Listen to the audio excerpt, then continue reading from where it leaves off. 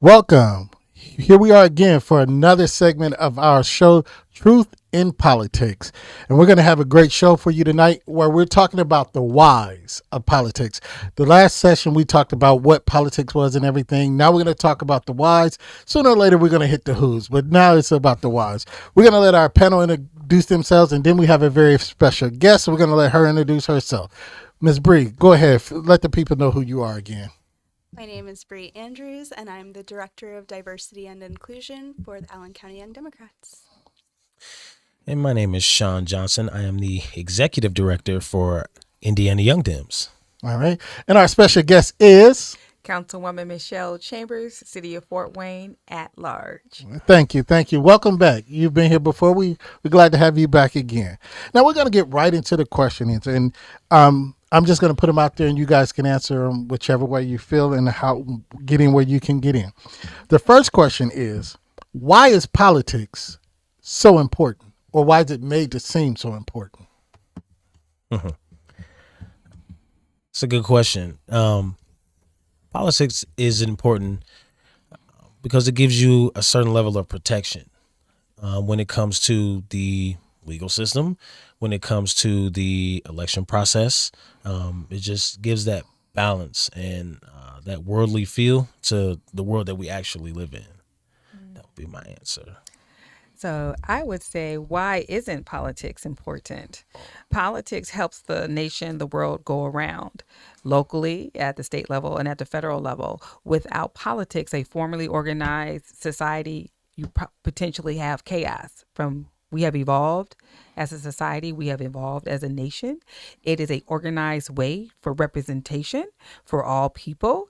And I'm sure that as we get more into this conversation, we will see that over the decades, and since we've formally organized, since we came from 12 colonies to the great United States, that representation has not always gone across the board for humanity, for human beings, for African Americans, indigenous people, and so forth. But the purpose of politics is to make sure that a society is formally organized and that the governance, the laws, and the orders are in place for us to have something to stand on foundationally to make sure that we have a civilized nation, civilized community. Yeah, it's a great answer. And I liked how you framed it. Why is it important? And I'm going to put it back to this. Then why is it not One important moment. to Did, all? did the young lady? I'm sorry. Go ahead. I'm sorry. So to me, why politics is important is because so often we focus on like the negative aspects of politics, whether it be greed or corruption. But the truth is, politics is the best solution to be able to actually create change and empower leaders and voices to be able to make the best changes possible happen. Yeah, those are. I agree with all of those, but Miss Chambers and I do apologize, Miss Bree, and I just got ahead of myself because you spoke something that hit me. But why isn't politics important to everyone? You know, there's some that politics doesn't matter. Be it white, black, Democrats, male, female. Why isn't it important across the board then? Well, unfortunately, as we have evolved as a nation, politics was very instrumental in the development of the United States. It From the Civil War, from the ending of slavery, and then when we advanced as a nation advanced, we were still enslaved as people of color. But I believe that politics has not been and isn't important to some as it was, let's say, during the civil rights movement, because some folks, couple of things, have felt like, okay, we've accomplished. Some people say we don't need affirmative action anymore. I beg to differ. But because it's not in your face every day, you're not seeing the movement, you're not seeing freedom riders, you're not hearing about or seeing people being assassinated and being killed for the right to vote, because it's no longer in your face specifically, although we are a society that lives in your face right now, and we live by 30-second sound bites. Right. I believe that generationally, it has not been passed down to the last three generations that politics is the way that the world goes. And that's why it's not important to some, because the importance of politics, it has been watered down, bastardized. If you look at the last two cycles, the presidency is a joke now to many. So I believe through the evolution and the growth of politics, when it was very important, when we were forming this nation, but I would say in the last 10 to 15 years, the importance is not there because some people feel like we don't need it anymore. That's very true, and it's sad, as you say. A lot of things have changed in the last 3 to 4 generations that are not important, like the civil rights. It's a lot of younger people that don't even know or don't even care anymore about the recent history. They think Martin Luther King was so long ago, and it wasn't. So that was a great point. Now you mentioned the 12 colonies in the organization of the political structure in our country. But why now is it only two sides, the left and the right? There were Whigs, there were reformists, there were other. Why is it now just the two, the left and the right? Why don't we have a broader choice of political parties and stances? Because the people have not required a broader choice. You do have independents, you do have the Green Party, but what happens? Majority rules, right? So until the constituents, until the residents, until the citizens of this United States require another party, we won't have another party. So it all comes down to the people. The people have to show that the people care, and that's through education. That's through situations like this, forums, panels, things like that. And we have to be able to be consistent. I think lack of consistency has really plagued this country, because we say one thing and then we straddle the fence, and then as soon as something happens, we become reactive instead of being proactive, and then it creates more issues for all of us down the line, and it's just a problem.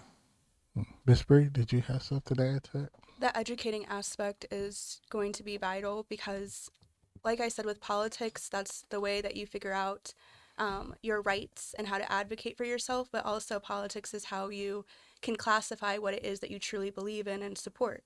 And once you know that, then you can advocate for yourself and be able to step into that role on behalf of yourself, on behalf of the other people that are also believing the same way as you. So education is going to be key in order to discovering what that looks like for yourself.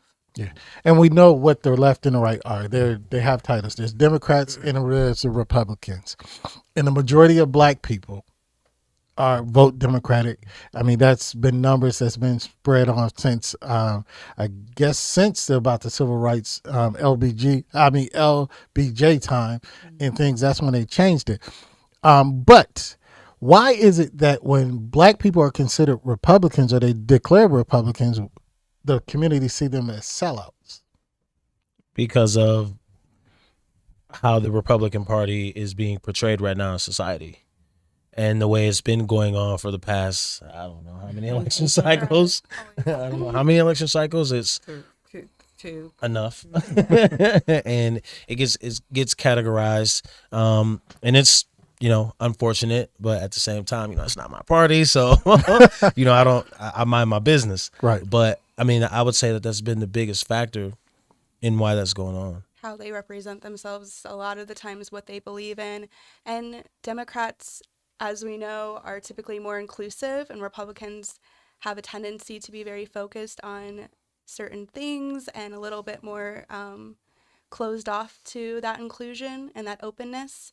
And so if you're someone of color and you now support something that is so closed off and doesn't seem to celebrate the broader world or everyone else that's in the world and what they support and what they believe in and what they represent, then a lot of times it does look like you're a sellout. It looks like you're not supporting your people. Okay.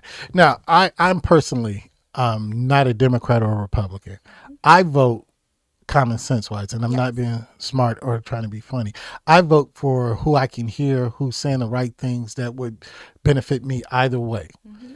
But why are we forced, or why are we geared or steered to choose or declare that, if you want to vote in a primary, you have to declare a party. Mm-hmm. So why are we steered, or why are we boxed in that we have to declare or choose a side or a party?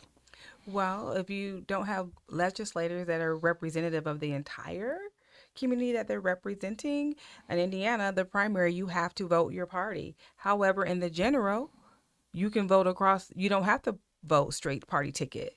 So that's, again, having legislators that hear you. If the people are not saying, hey, we want to be able to vote straight party in the primary. I mean, we want to be able to vote whoever we want to vote for in the primary. If there is no initiative, if there's no effort to change how our voting system is organized here in Indiana, it's going to be straight party during the primary, open ticket in the general. Oh, that's good. Anybody else have any? Yeah, no, I mean that's what it is. Until we get representation, Yeah. that's how it's gonna be. Yeah. And so we have to educate ourselves and educate the people around us on that process and how it works. And what I'll add, I listened to a radio, the Urban View, and from a strategic purpose, they were telling folks, go ahead and register as a Republican so we can boot them out in the general election. You know what I mean? Register as a Republican, vote as a Republican for the worst person you can vote for so they can win, and then come back in and get who you want. But politics is political. Yes, it And is. it's about who's in office and who is in power. Yeah. Yeah. Now, you are a city council person, and Sean, I know you ran and you're still working in politics. And Ms. Bree, I know you work with the Young Dems. I want to hear what drew each one of you into the political arena or into the political realm. What made you decide, okay, I'm gonna take up this mantle, I'm gonna take up this fight, I'm gonna go the extra yard to. So what made you get into politics, Miss Michelle? I was very intentional in entering in politics. I had a 30-year successful public service career. I was always behind the scenes, working for council people, working for mayor's office, working for leaders in public service. So all of that knowledge that I took in when I was writing speeches for them, propping them up, running their programs, I always knew that I wanted to take all that knowledge and all my abilities and come home and run for local office. So I was very intentional with my professional career. I knew when I stopped working in public service that I would literally run for local office because I'm just a public servant through and through. And I knew that 25, 30 years of experience would be instrumental in being a councilwoman. Okay. And when did that switch come about? When did you go from public service to becoming a public servant? About 14 years ago when I moved back home to Fort Wayne. Okay. Okay. What was your first political? Is this your first political foray, being a city council For running for person? office. I ran in 2014. I didn't win. Then I ran in 2019 and I won. And I ran and I won. And I'm running for my second term right now in 2023. Okay. Okay. Mr. Johnson, I think you briefed us a little bit about this the last time, but it's been a month since everybody has seen us. So let's refresh some minds. So for me, it just came down to the murder of George Floyd is when I really came out. I've always been a person that's always cared about people. I never knew like exactly what I wanted to do for people, but I just know I wanted to help people. And that's always something that's been a part of me. It was instilled in me as a young boy.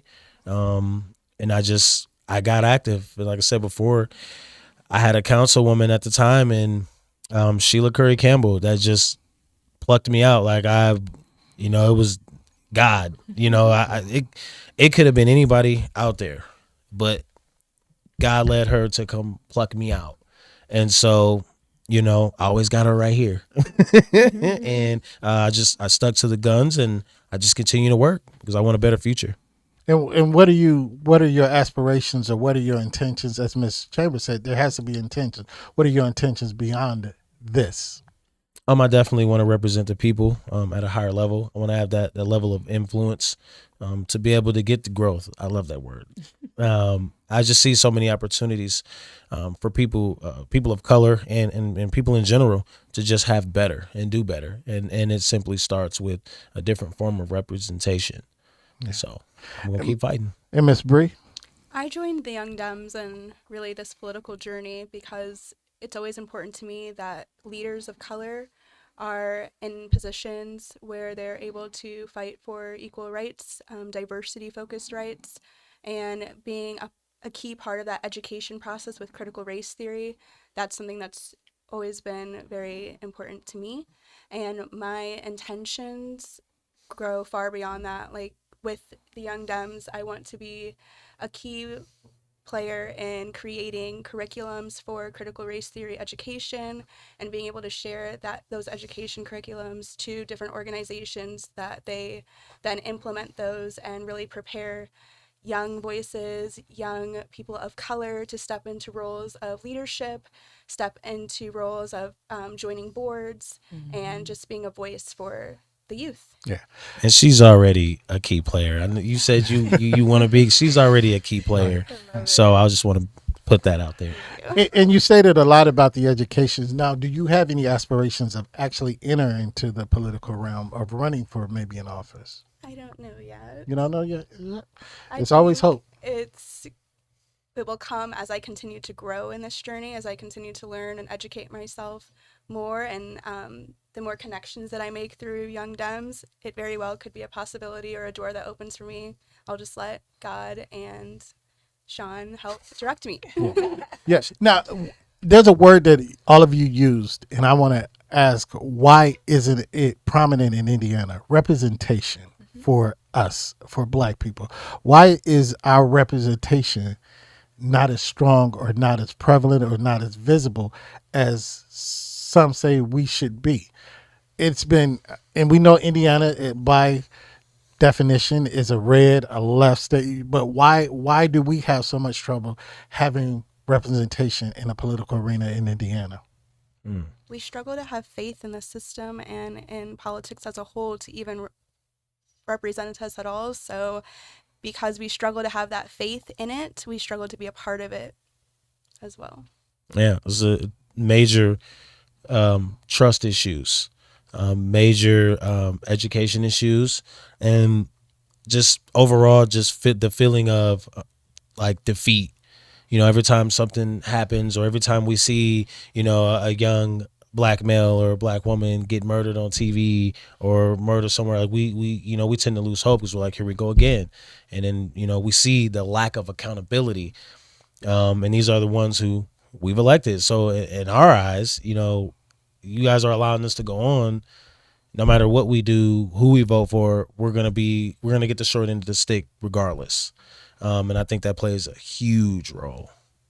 And I would just to add to the conversation, it's not just Indiana. Mm-hmm. Complacency, uninformed, and if you don't have people out there advocating and educating the importance of your vote, we had less than 10% come out and vote in the primary Mm-hmm. for a city of 250,000 people. That is insane. But that's just not unique to Fort Wayne. Now, back to the civil rights movement. People were standing in long lines. People were dying to vote. So it's not unique to Indiana. It's a part of our nation, unfortunately. But we have to have people like myself and the young folks that are sitting at the table who don't get weary, who don't get tired, and know that maybe one day a change is going to come and folks are going to get re-engaged and understand the importance, because local politics is where it's at. Mm-hmm. It starts locally.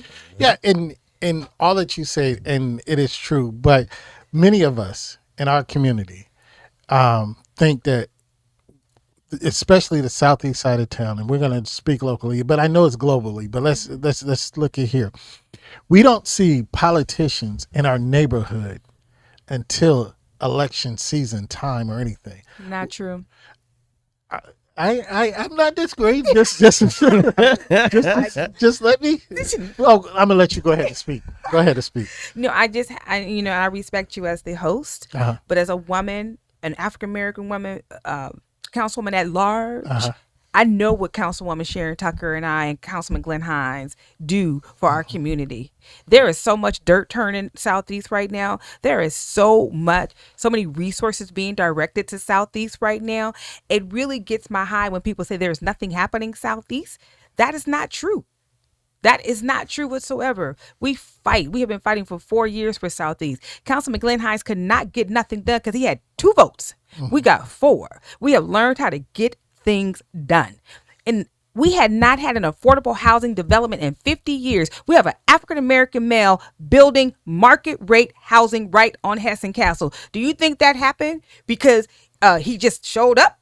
That happened because he had representation at the table. It's about partnerships. So I just cannot let people to continue to trumpet that narrative that nothing is happening Southeast. Do you think a Starbucks just showed up because they wanted to be Southeast? Do you think that our living places, walkable, livable communities that are being developed right now Southeast are just happening by happenstance? Do you think that we have a grocery store right now that has a board that have representation of people who live in the community just happened? Culver's. And there is more money coming Southeast. And I'm passionate about that because I need that narrative to change. I am at large, but I support Councilwoman Sharon Tucker in all things that she's doing and what she will continue to do. Dirt is turning, doors are opening Southeast. Now, was that happening before we got on city council? Not at the rate that it's happening right now. We didn't have the votes. Because I think it's insulting that Republicans now say, oh, there's some great people that live Southeast. Oh, I've been going and meeting people. Things have been happening in Southeast way before Councilwoman Sherry Tucker and I got on city council. So, good brother, I just can't agree with that statement. We have worked hard, and I have supported Councilwoman Sharon Tucker. There is so much more happening in the last 4 years. I'll leave it right there. And then and just to get on this, there's another element to this as well. So, a lot of times information that gets passed, sometimes it's incorrect. And being one that was behind the scenes and working with our good councilwoman and, Councilwoman Sharon Tucker and Councilman Glenn Hines as well, when you're outside of that, sometimes it's hard to really see what's actually going on, because all you may see is, a city council meeting, a vote or something get passed, but there's things that have to go on for that to even get to that point. And, when you're not on the inside of that, again, it just looks like, nothing's happening. But if you look at the growth of the Southeast side back when I'm 30 now, it looks completely different from when I was 20. And it looks completely different when I was 25. I moved over to the East Coast and came back, and it's completely different. We got, the public safety has increased. Again, we got a grocery store now. It may not be, a super center store or something like that, but we have to start somewhere. And if we don't have that starting point, we don't exactly know where we're going. So we have to continue to get the correct information. We have to continue to, show up and ask the correct questions to the people who are in the know. Because when we don't do that, then it creates that conflict between, our city council members and our people in the community. That's great. Ms. Bree, did you have something to add to that? I mean, I would just echo the importance of getting involved. If you want to know what's going on, then you yourself need to get involved and join in partnership with them. And then you'll be able to see firsthand what it is that they're doing and be able to join along with them and do it as well. Yeah, and due respect, Miss Michelle, and I respect and I love your passion. But these are things that we hear in the community. These are the questions. These are the things that go on in the community, and for a long time, I understand the dirt turning. I understand the changes, and I understand change has to come in due time. But for the longest, the Southeast side, and people still feel, that even we're making progress. But we're still behind. We are. Again, it comes down to the votes. Representation matters. Once again, Glenn Hines had one other Democrat for the last 15, 20 years. How can you get something done if representation doesn't matter to the people that are supposedly representing everybody? You follow? I'm following. Representation, Yes. And you know what else matters? Your vote. Yep. People, our people, young people. So thankful for the young people to my right. They got to get out and vote. We have to vote. Right. Well, and here's another question, and Sean brought it into it, and you spoke on this too. But here's the problem with our community. The problem is, and a lot of us believe, be it the misinformation, whatever, is, and you mentioned it, that if we see another young person get killed, it's just it just goes on and there's no change. We don't physically or see the amount of change that we think that should be there or that we have reached. So why should we still believe in that system? That's the question. I mean, there's a lot of from my age down, that's still a question of why do we believe in a system when we don't see the effectual changes that other groups like the LGBT community, nothing against them, but politically, they have gotten things done in the last 10 years that we as Black people are still fighting to get done or been begging to get done forever. So how would you encourage me to believe in a system that it continues to go on the way that it is? I would say simply look at what's currently getting done. I mean, you look at what happened before, the current people that we have on city council, you probably won't see that much work getting done. But who we have in place now, that process is going. Things are actually getting done. You see the money coming into the district. You see that representation. You see the fruits of that. And so I would say believe in what's going on and believe in what's going to happen in the future, because I can tell you what, like young people, like we're not going nowhere. We see all this stuff going on. We're engaged, and we're we're sick and tired. You know, we're the younger generation, and we don't want to go through the same things that other generations have gone through. Like when I tell you we're tired, like we're tired, and so continue to believe in the work that gets done and believe in what the young people are doing and the people who we're representing, because we're representing those who care. We take the time to actually look at policy and who's voting where and what they're going to do to benefit us as a whole, and that's what it's going to take. Just continue to believe, continue to watch, continue to have faith that a change is going to come. That's a great answer. That's a great answer. Now, I appreciate all of you that's being here, and I know all of you have something going on, so we're going to give you a little time before we phase out of here. You told me yesterday that you were walking, knocking on doors, meeting people. Why are you out knocking on doors and meeting people currently? Because representation matters, and that touch, that personal touch matters. Some people don't believe in knocking on doors. They believe in social media only, but you have to meet the people where they're at. Besides the things that I do throughout the year and serving the community and being a part of the community, it is critical that we go and meet people and remind them how important it is to vote.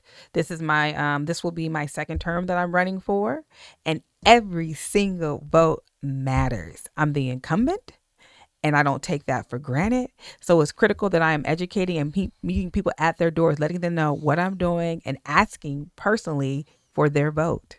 And why? Why?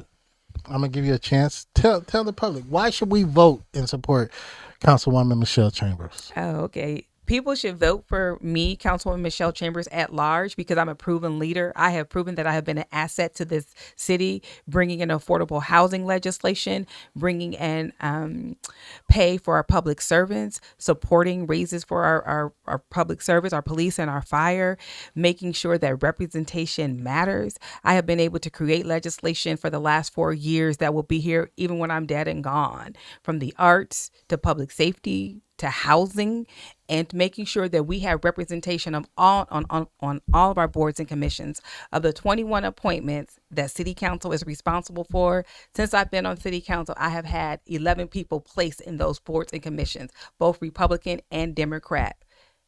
Representation matters. When you vote for me, Fort Wayne City Councilwoman at large, check the box 1 of 3. There are 3 people that you can choose, and you make sure you choose me, Michelle Chambers, because I'm a proven leader who is and believes in people over politics. All right, Mr. Sean and Ms. Bree, what do y'all have going on?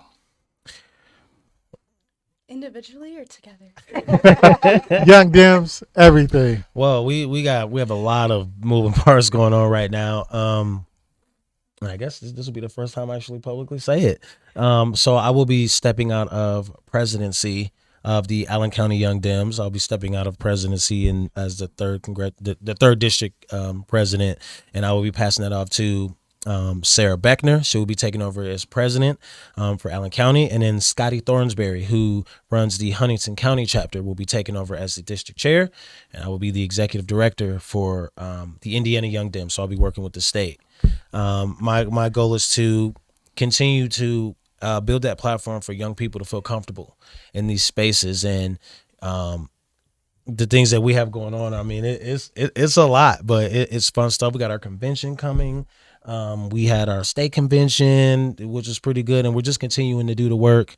And Allen County Young Dems have decided to endorse Councilwoman Michelle Chambers on her run, on her reelection. So the work we're doing, like we are digging deep.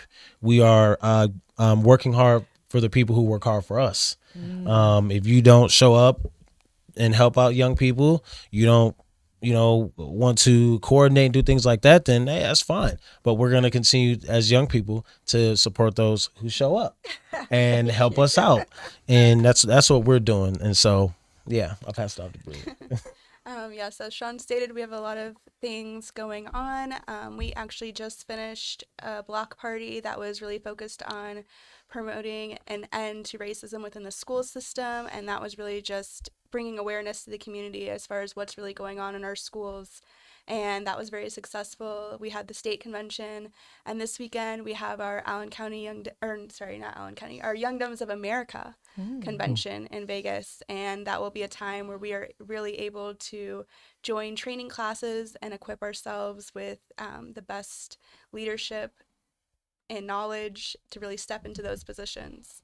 And on my own, I just have my hands in a little bit of everything to make sure that I am stepping in the gap for the people that I care about in this community, and just continuing that fight for diversity and critical race theory training and community activism. Got a lot going on. I commend you. Parade. Oh, yep, Juneteenth coming right up. Yep. Coming up, so Yeah. I'll be marching. I need y'all to call the governor, because somebody keep forgetting to put that date as a holiday on our calendar. Our state workers, every other office is closed in the state, city, the county. Yeah. And for somebody in the governor's office, they keep forgetting to put that date on our calendar as a holiday. So somebody make that call. Yeah, I just need to have a walkout. Hey, don't tip me. But we want to thank our guest, Ms. Breer, Mr. Sean, once again for being with us. But we want to give a great thank you to you, Ms. Councilwoman Sharon Tucker, for being with us. Chambers. We had a good Chambers. We both pretty brown girls, but Yeah, I'm I'm a sorry, Chambers girl. Ms. Chambers. But we thank you for everything that you've given, and hope to have you back again soon. Absolutely. We thank you. And we thank each and every one of you for joining us for Truth in Politics, and we'll be back the third Thursday of next month. We thank you, and as we always say before we leave our people, always protect your mind. Ooh, I like that.